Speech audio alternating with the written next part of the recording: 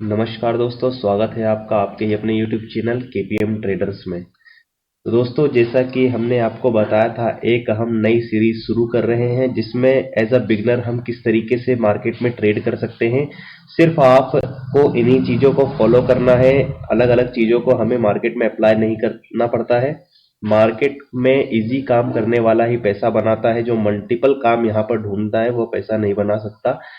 तो हम इस सीरीज में यही बताने वाले हैं, एज अ बिगनर हमें सबसे पहले टेक्निकल एनालिसिस में क्या सीखना होता है और किस किस इंपॉर्टेंट पॉइंट्स पर हमें ध्यान देना होता है। तो आपका वेलकम है हमारी सीरीज में, जो कि आपको बताएगी किस तरीके से हम टेक्निकल एनालिसिस फॉलो करते हैं। तो दोस्तों, इस वीडियो में मैं आपको बताने जा रहा हूं कि सपोर्ट एंड रेजिस्टेंस किस तरीके से मार्केट में वर्क करता है और हम इसे अपनी ट्रेडिंग जर्नी में किस तरीके से फॉलो कर सकते हैं। तो चलिए बढ़ते हैं वीडियो की ओर। सबसे पहले मैं आपको बताना चाहूँगा कि आप चैनल को सब्सक्राइब कर सकते हैं और लाइक कर सकते हैं, या अदर कोई इन्फॉर्मेशन अगर आप चाहते तो उसके बारे में आप कमेंट कर सकते हैं, वो आपको पूरी दी जाएगी। और एक और दोस्तों बताना चाह रहा हूँ, एक सीरीज हमारी चल रही 30 डेज ट्रेडिंग चैलेंज की, आप उसमें जाकर like and share and subscribe कर सकते हैं। तो यहाँ से दोस्तों हमारी वीडियो की होती है नई शुरुआत, और यहाँ पर बिगनर्स एज अ ट्रेडर जब वो मार्केट में आता है तो उसे किसी भी टेक्निकल एनालिसिस की इन्फॉर्मेशन नहीं होती है, तो आप इस सीरीज में आप यहाँ से सीख सकते हैं। पहला होता है दोस्तों support and resistance. Support means होता है कि मार्केट सपोर्ट लेता है, मीन्स प्राइस सपोर्ट लेता है। मार्केट में प्राइस काम करता है, जैसे आप यहाँ पर अगर ग्राफ देखेंगे तो ये होता है प्राइस। जैसे बैंक निफ्टी का चार्ट खुला हुआ है, मैं कोई सा आपको एक चार्ट दिखा देता हूँ जो स्टॉक्स का है। तो यहाँ पे इन्फोसिस का मान लीजिए मैंने यहाँ पर चार्ट खोल के रखा है, ये होता है प्राइस जहाँ पे हम इसको स्क्रॉल कर रहे हैं। अभी मार्केट का प्राइस चल रहा है 1548 रुपये। ये इन्फोसिस कंपनी का प्राइस है शेयर का। तो ये जो शेयर है हमारा 1548 रुपये का है।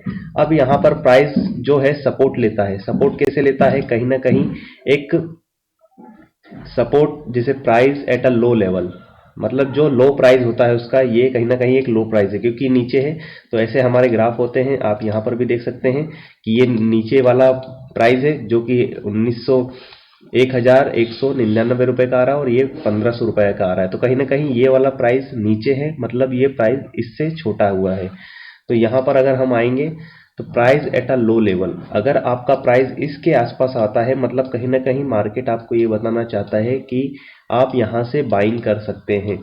अगर आप यहाँ से बाइंग करेंगे तो आपकी प्रोबेबिलिटी यही रहेगी कि मार्केट बार बार एक लेवल पर सपोर्ट अगर बार बार ले रहा है, यहाँ भी लिया, यहाँ भी लिया, यहाँ भी लिया, तो कहीं ना कहीं यहाँ पर आके फिर सपोर्ट लेगा। अगर मार्केट इस प्राइस के आसपास अगर आता है तो हम यहाँ पर बाइंग अपॉर्चुनिटी यहाँ पर ढूंढ सकते हैं। तो यहाँ पर आप अगर बाइंग की अपॉर्चुनिटी ढूंढेंगे तो आपको कहीं ना कहीं एक प्रॉफिट यहाँ तक मिल सकता है। अब आपको बाइंग हमेशा सपोर्ट लेवल के आसपास के प्राइस में ही करनी है, वो मैं आपको और आगे बताऊंगा किस तरीके से हमें यहाँ पर खरीदना पड़ता है। अभी से बिगनर हो ऐसा समझ लीजिए कि प्राइस क्या होता है और प्राइस कहाँ आता है जब लोग ज़्यादा खरीदारी करते हैं। अभी मैं आपको चार्ट पर भी लेकर चलता हूँ। तो जैसे यहाँ पर और यहाँ पर होता है सेलिंग, मीन्स कहीं ना कहीं ये हाई एक जोन बन जाता है।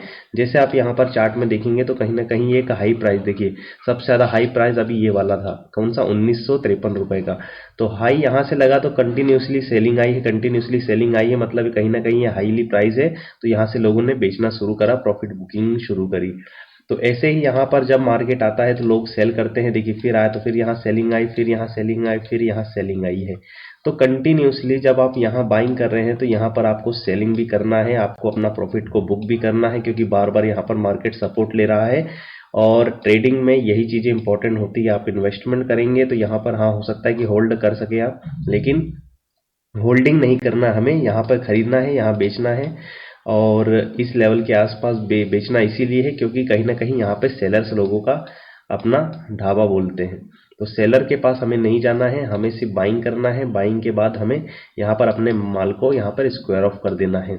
फिर आप सेलिंग की पोजीशन भी बना सकते हैं, वो धीरे धीरे आपको बिगनर एज अ बिगनर है तो अभी तो स्विंग ट्रेडिंग, जैसा कि मैंने पिछली वीडियो में बताया था आपको कि स्विंग ट्रेडिंग आप करिए। स्विंग ट्रेडिंग ही आपके लिए बहुत ही सेफ रहेगी शुरुआत में। फिर इसके बाद धीरे धीरे जब आप प्रॉफिटेबल बनते हैं तो इंट्राडे में आप आ सकते हैं। तो कहीं ना कहीं यहाँ सेलर बनते हैं। अब ये जो लो प्राइस है, तो अगर आप मान लीजिए कोई भी मंडी में सब्जी या कुछ भी खरीदने जाते हैं या बोली लगाने जाते हैं, तो आप हमेशा चाहेंगे कि मुझे प्राइस जो है कम लेवल पर मिले या छोटे लेवल पर मिले या फिर कम प्राइस में मिले। अगर मान लीजिए आपने यहाँ पर आलू का हम वो ले लेते हैं, आलू आप लेने जा रहे हैं, अगर आलू आपको यहाँ पर 10 रुपए के प्राइस में मिल रहा है और ये जाता है 50 रुपए के प्राइस में, तो आप इसमें सबसे ज़्यादा जो है बोली आप 10 रुपए में लगाएंगे, फिर धीरे धीरे बढ़ते जाएगा। अगर मान लीजिए आया कि 20 रुपए, तो हो सकता है आप ज़्यादा से ज़्यादा 20 रुपए पर लगाएं, लेकिन आप 50 पे नहीं जाएंगे कि 50 बहुत हाई लेवल हो जाएगा, यहाँ पर मेरा माल बिकना बहुत ही इम्पॉसिबल हो जाएगा।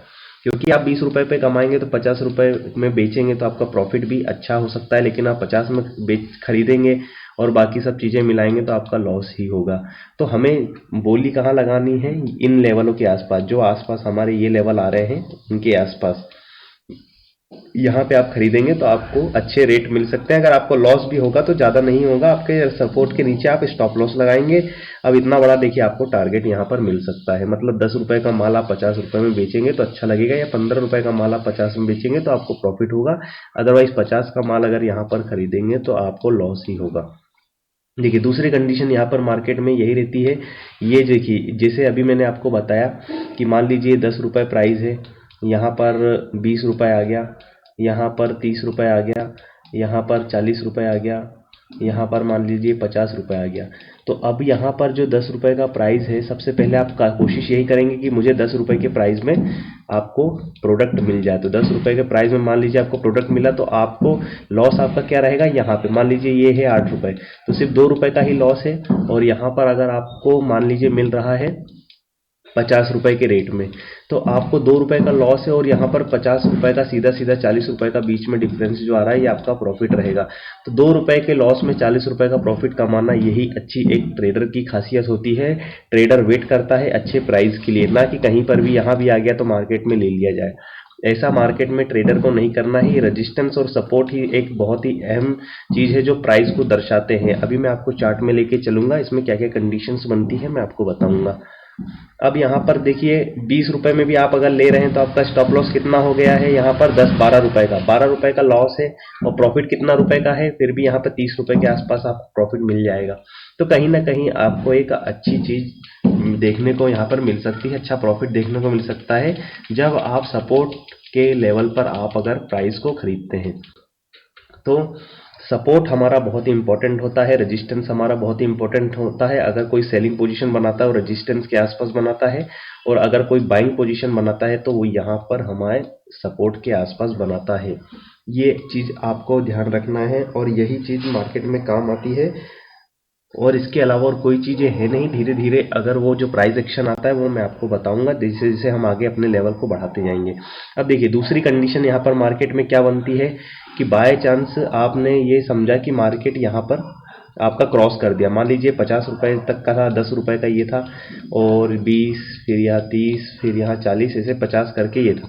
50 के बाद मान लीजिए मार्केट ने क्रॉस कर दिया लेवल। क्रॉस करने के बाद अगर आपको दिखा कि यहाँ पर क्रॉस हो चुका है 1 बार, 2 बार, 3 बार, ज़्यादातर टाइम ये होगा कि एक बार में, दूसरी बार में मार्केट क्रॉस नहीं करता है, तीसरी बार में भी नहीं करता है, चौथी बार में अगर कर रहा है तो वो ज़्यादातर प्रोबेबिलिटी है कि क्रॉस कर देता है। अगर ये चौथी बार में आपको दिख रहा है तो आप यहाँ पर भी बाइंग कर सकते हैं, क्योंकि अगली बार जब ये इस प्राइस में गिरेगा तो ये इसके लिए सपोर्ट बन जाएगा और ये इसके लिए हो जाएगा रेजिस्टेंस। अभी ये रेजिस्टेंस था इस प्राइस के लिए, 10 रुपए वाले प्राइस के लिए ये रेजिस्टेंस था, लेकिन अब ये रेजिस्टेंस को जब क्रॉस करेगा तो ये वाला लेवल जो है वापस इसके लिए सपोर्ट की तरह एक्ट करेगा। तो ये हो जाएगा वापस इसका सपोर्ट, और ये हो जाएगा इसके लिए रेजिस्टेंस। क्यों? क्योंकि ये 50 रुपए के भाव को अब ये मार्केट क्रॉस कर चुका है, मतलब ये कहीं ना कहीं एक लेवल को क्रॉस कर चुका है। जिसे आपको यहाँ पर मैं चार्ट में बता देता हूँ, चार्ट में आपको और भी अच्छे से समझ आ जाएगा। यहाँ मैं बैंक निफ्टी का चार्ट खोल लेता हूँ। ये 1 घंटे का टाइम फ्रेम मैंने यहाँ पर सिलेक्ट कर लिया है, और हम देखेंगे कि किस तरीके से यहाँ पर रेजिस्टेंस और सपोर्ट काम करते हैं। तो देखिए जैसा कि एक यहाँ पर हमने सपोर्ट मान लीजिए बना के रखा है, ये रेजिस्टेंस बना के रखा है। यहाँ पर 1 मिनट में ब्रश ले लेता हूँ। ये हो गया हमारा सपोर्ट, ये हो गया हमारा रेजिस्टेंस। तो सपोर्ट से हमारा मार्केट यहाँ पे देखिए कितनी बार सपोर्ट लेता है लेता है लेता है, फिर यहाँ पे कहीं ना कहीं एक ब्रेकआउट देने के बाद हमें यहाँ पर एक अच्छा प्राइस देखने को मिलता है। फिर यहीं पे ये रेजिस्टेंस हमारे लिए हो जाता है, रेजिस्टेंस आता है वापस से यहीं। अब यहाँ लोगों ने बिकवाली करी, जैसा कि मैंने बताया कि लोग उन सपोर्ट पर ही खरीदते हैं और रेजिस्टेंस पर ही बेचते हैं। तो अभी रेजिस्टेंस पे बेचा, वापस ये सपोर्ट आया, तो आपको वापस लगा कि हाँ यार मेरा प्राइस आ चुका है, फिर आप यहाँ पर बाइंग करेंगे, छोटा सा स्टॉप लॉस रहेगा, फिर ये यहाँ पर आएगा और यहाँ पर आते हुए फिर यहाँ रेजिस्टेंस आ गया, फिर रेजिस्टेंस आया तो फिर लोगों ने वहां पे बेचा कि यार बहुत ओवरलोडेड प्राइस हो गया है। देखिए दूसरी बार में क्रॉस नहीं करा, मैंने क्या बताया, दूसरी बार में तीसरी बार में क्रॉस इतना ज्यादा नहीं करता, प्रोबेबिलिटी यही होती है कि चौथे बार में ज्यादातर क्रॉस करता है। यहाँ पर हालांकि तीसरे बार में कर दिया, लेकिन इतना ये हार्ड नहीं है, ये कभी भी नीचे आ सकता है, यहाँ तक आ सकता है, यहाँ फिर यहाँ पर भी एक और बार आ सकता है। तो तीन चार बार में, ये तीसरी बार में क्रॉस करेगा, दूसरी बार में ज़्यादातर प्रोबेबिलिटी है कि यहाँ पर क्रॉस नहीं करता। फिर हमारा यही हुआ। फिर अब देखिए, अब जब इसको यहाँ पर इसने क्रॉस कर दिया तो ये हमारा जो सपोर्ट था अब ये इसके लिए हो गया है रेजिस्टेंस। तो रेजिस्टेंस हो गया तो यहाँ पर फिर यही मार्केट ने यहाँ पे थोड़ा सस्टेन करने के बाद यहाँ क्रॉसिंग दिखाई, फिर ये अपना वापस से ऊपर निकल गया, क्योंकि कहीं ना कहीं ये भी एक सपोर्ट था बहुत पहले का। यहाँ देखो एक बार मार्केट ने टच करा, दो बार, तीन बार, चार बार, फिर यहाँ पे क्रॉस किया था। तो यहाँ पे ये इसके लिए हो जाएगा ये सपोर्ट और ये हो जाएगा रेजिस्टेंस, फिर रेजिस्टेंस को क्रॉस करा। अब ये जो तीन बार, एक बार दो बार टकराया था, अब ये यहाँ पर हो गया क्रॉस। तो अब ये जब प्राइस इसके लिए चला गया तो इस प्राइस के लिए ये हो जाएगा अभी सपोर्ट, तो हम इस प्राइस के लिए सपोर्ट मान लेंगे। वैसा ही हमने यहाँ पर बताया है कि अगर ये प्राइस क्रॉस कर देता है तो जो पुराना रेजिस्टेंस होता है न्यू वाले के लिए हो जाता है सपोर्ट। तो हमें सिर्फ इन्हीं का ध्यान देना है और आपको बहुत से एग्जाम्पल यहाँ पर दिखा देता हूँ 1 आवर के टाइम फ्रेम पर।